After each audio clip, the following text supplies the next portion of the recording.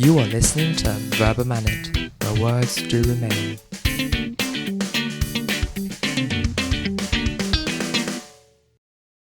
Good morning, good afternoon, good evening, dearest peas. We are the cultured carrots serving up diversity on a plate. Welcome to the first episode of Where Are You Really From? A series focusing on exchanges, experiences, and belongings. Today, we are delighted to welcome Luis, Mason, and Sanu to talk about the broad idea of sense of belonging. Of course, everyone was born somewhere and started his or her life in a certain country or region, but does that really define us? How do we identify ourselves culturally now? So, why don't you start by telling us a bit more about yourself? Where you were born, where you grew up, if you spent a significant amount of time in a different country? Mason, would you like to get the ball rolling? Absolutely, Miranda. So I was born and raised in Hong Kong to local Chinese parents, and I went to local schools, basically studying in Chinese for the first 14 years of my life. After that, I realised Hong Kong wasn't really the place for me. I didn't really enjoy it. There was something about the environment which just didn't sit right with me. So I decided to move to the UK at the age of 14, and I spent 4 years there. And ultimately, I realised that that was almost home for me. But even then, I realised that I didn't have a legal identity in that place, and I just wasn't tied to that place in any way. So here I am now in France. Okay, how about you, Luis? Well, I'm French and Malagasy, but with some Chinese origins, and I'm born on the French territory, at La Réunion Island. Mm-hmm. But I've spent all my life in Madagascar as a mixed person from mixed parents. And I've been to the French school. I had the occasion to meet a lot of people from different backgrounds, and now I'm here. Okay, and you, Sonny? So, I am Indian, but I was born in the Republic of Ireland, but I only spent a month there approximately. Then my family moved to England. We spent 8 years there, and I had my primary education there, hence I sound like this. And then 10 years in India, those were my formative years. But even though I spent 10 years there, I never really felt at home in India. So to get a little bit more perspective, I would like to ask you where you would generally feel like you most belong, more so in your home country, where you were born, or where you spent most of your life maybe, and what makes you feel that way? You, Louise, for instance? Yeah, if I had to choose one country, I would say Madagascar, since I've grew up there. But actually, I don't feel like I belong to one country. It's more like it's not the two, like France and Madagascar, but I don't feel I belong to one single people, because for Malagasy people in Madagascar, I'm still a foreigner, especially since I don't speak well the language, and I don't feel like I belong to one particular country. And I actually completely agree with that. I don't feel at home in India because I'm a foreigner, mm-hmm. and in England I'm always going to be the Indian kid. Yeah. So same goes totally. for Ireland. So, Mason? I think my experiences contrast a little bit with them because I'm considered a local person when I'm back in Hong Kong, and it's the only place where I have legal identity, where I have family, and where if everything goes wrong, I still have a future in. But personally, I struggle a lot with conformity in Hong Kong. So personally, I don't feel like I belong anywhere, to be honest, because I don't have a legal identity or family or particular ties to the UK, and obviously being in France is a little bit of a challenge for this Anglophone.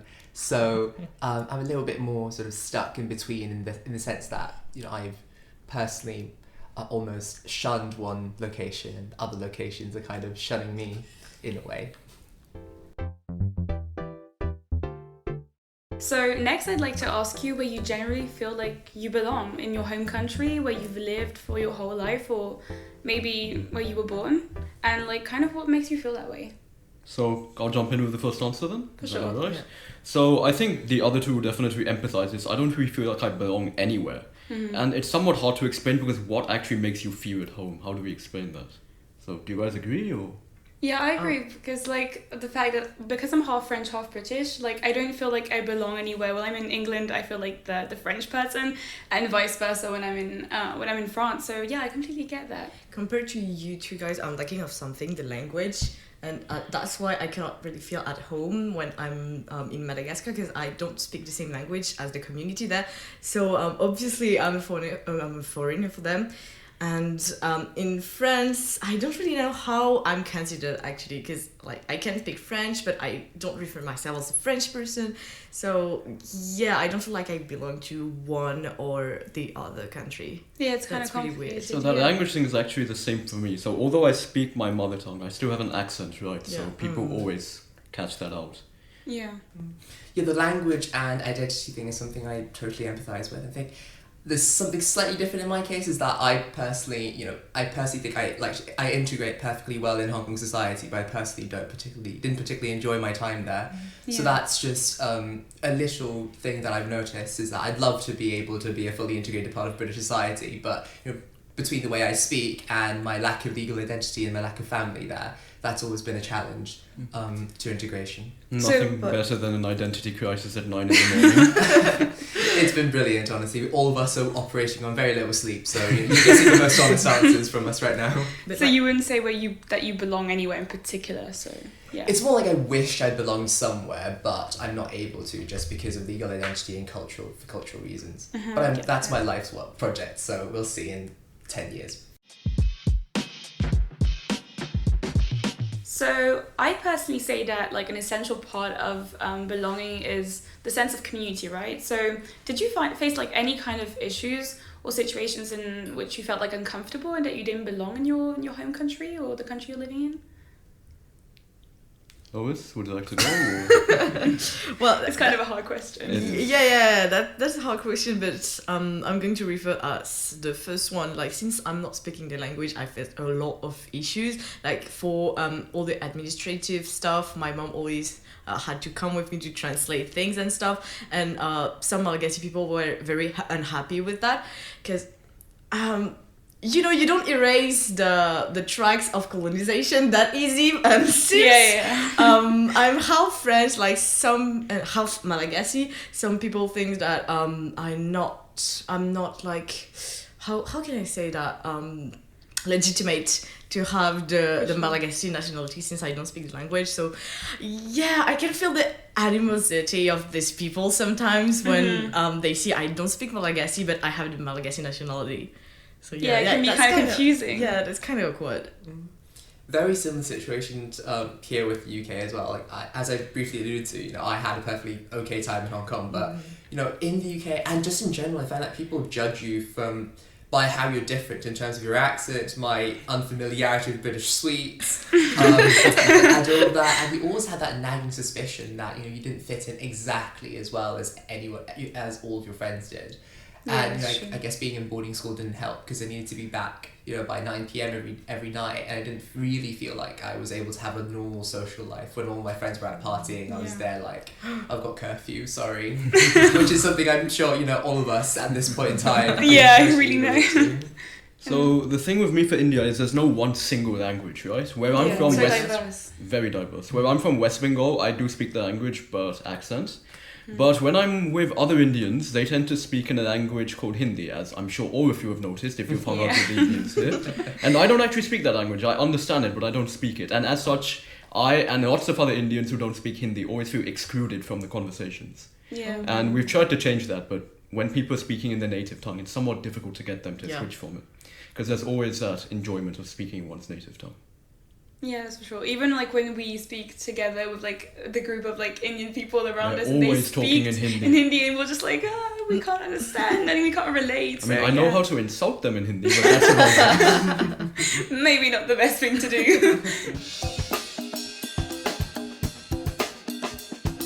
So like, because of these diverse experiences we've all had generally, like, what do you think your sense of like cultural identity is today? Like, how has it shaped you in the person that you are today? So my answer to this is actually quite unorthodox. My cultural identity comes from rejecting my cultural identity. Alright. Because until about the age of 17 or so, I did not integrate in Indian culture. I won't say I didn't like it, but it just wasn't for me.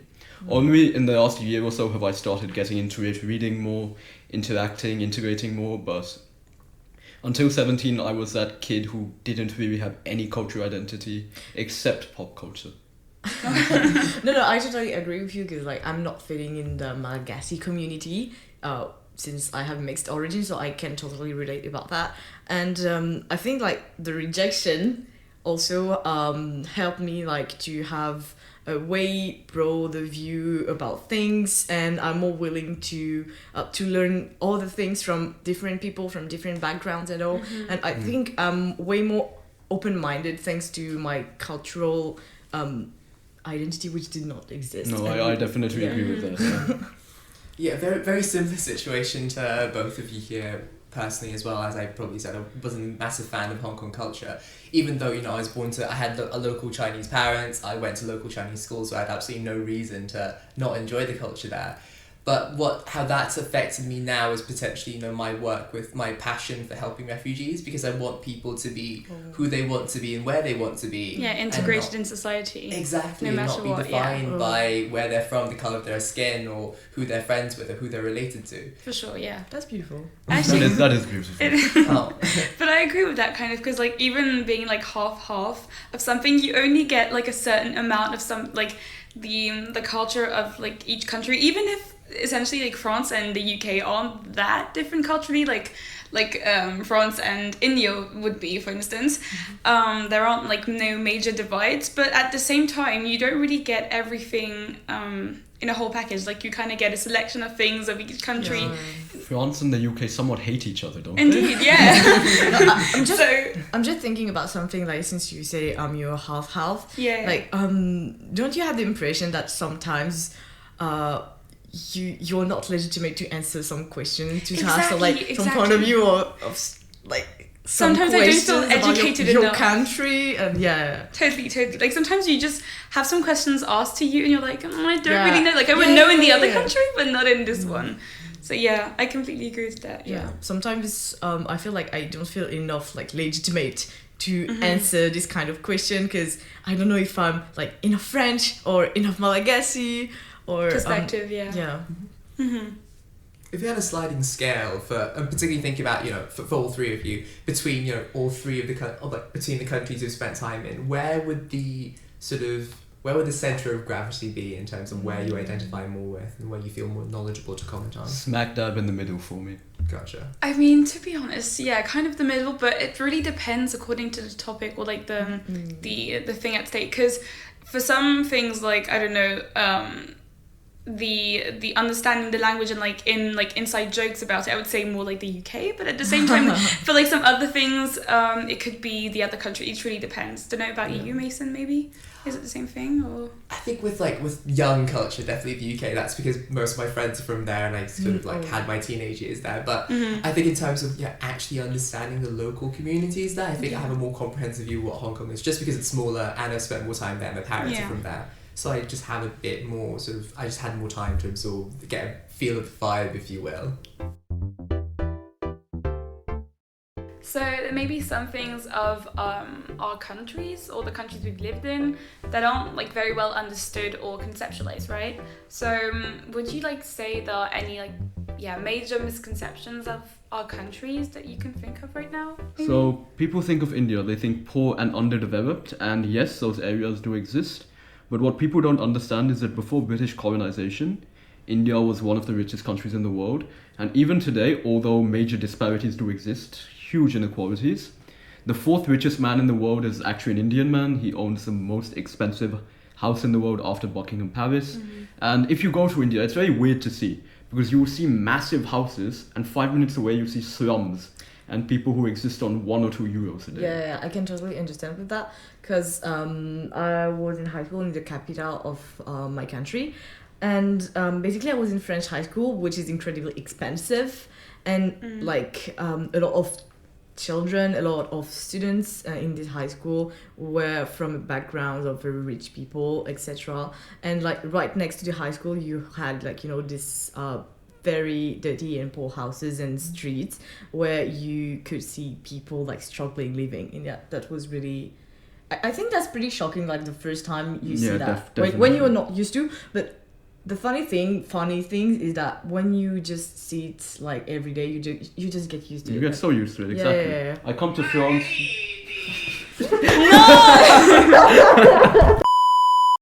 But Anyway, let's just ignore Wait. We need to explain what just happened right now. That's the effect of an Indian person trying to pretend to be an Italian. Pit, you have to play that again. Come on, there's the people here.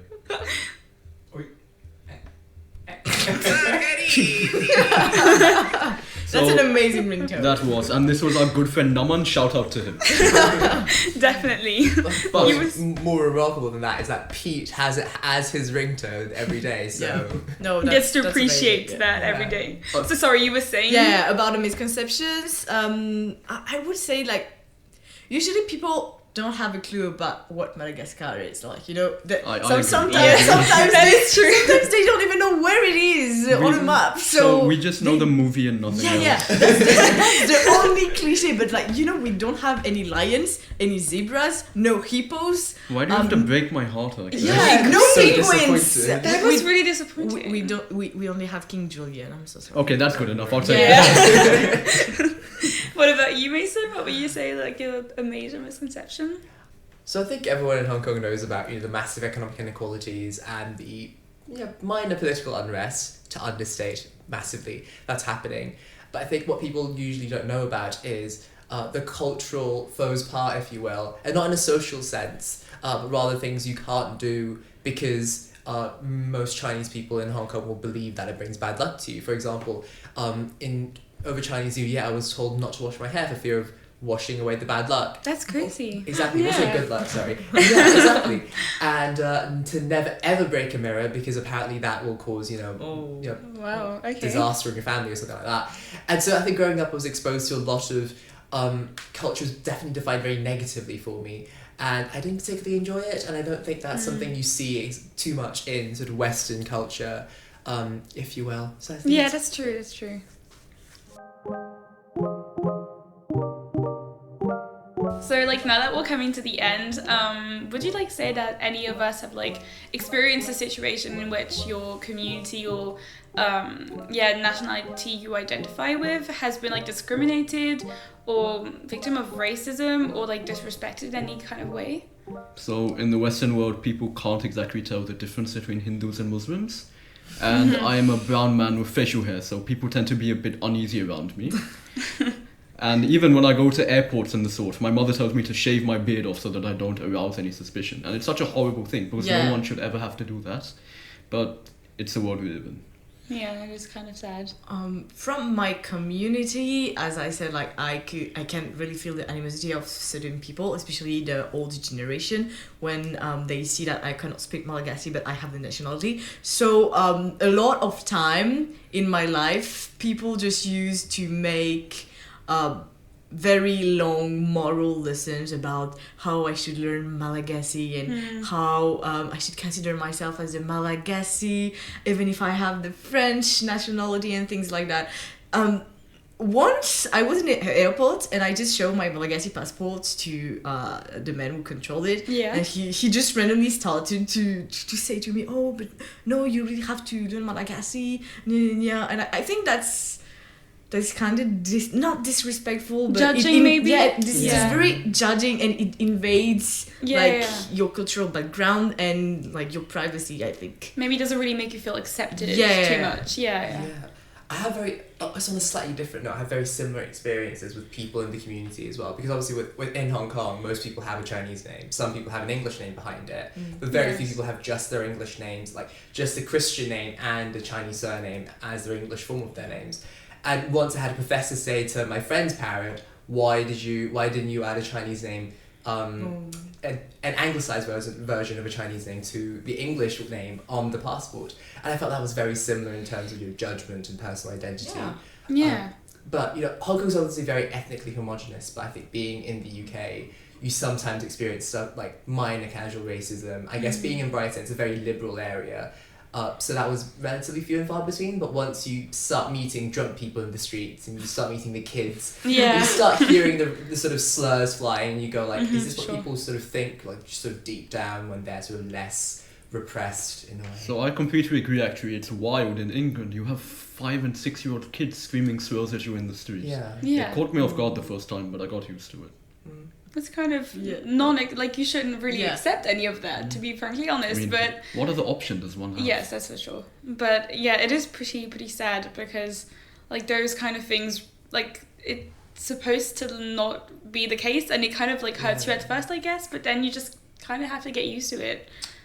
But I think yeah. as internationals, you're taught, perhaps like just from personal experience speaking to other international students, their parents, or you're kind of taught not to react to things or just sort of like take your everything and just suck it up and not to draw attention to yourself. And I think that's also part of the issue where in the West we taught to stand up for yourself, whereas that's because of our unique circumstances, your legal circumstances, culturally or socially, we're not always necessarily in a position to do that. Also, what are we supposed to do if a 6-year-old kid screams at us? Yeah. That's true. Exactly. Yeah, one cannot really do too many things about that. It's true. We'll see you next time. Yeah. So on that beautiful note, thank you all for this very interesting discussion on our experiences with cultural identity and belonging. And thank you listeners for tuning in. This was brought to you by Cultured Carrots of the Verbe Benent podcast. Remember to tune in next Monday for more episodes on cultural exchanges, experiences and belonging. See you next week for the first episode of our segment, What the Fuck France. And lastly, thank you to the writers, Cam, Mason and Alexis, but also the producers, Isabella and Marine.